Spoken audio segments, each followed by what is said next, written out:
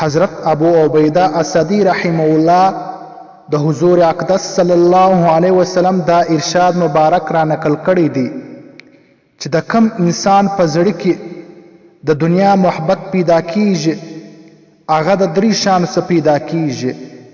اول د زیات مصروفیت د وجې څخه چې د هغه د مشقت څخه د هیڅکله نشي خلاصېدلی.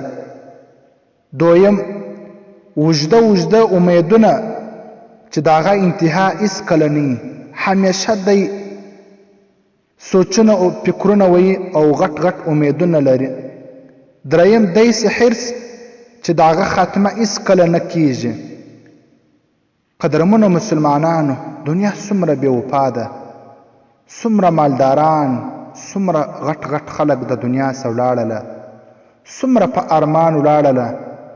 عزتمندو حقلمند سړی هغه دی چې دی د مرګ څخه مخکې دی تیاری وکړي او د خپل قبر د پاره تیاری وکړي، د خپل آخر خاتمې د پاره تیاری وکړي. څومره خلک ولاړه د دنیا څخه، څومره جنازې موږ تاسې ولیدلې، څومره ښه ځوانان د دنیا څخه ولاړله. دنیا ختمېدونکې ده. عزتمندو د آخرت فکر وکړئ، د آخرت تیاری وکړئ.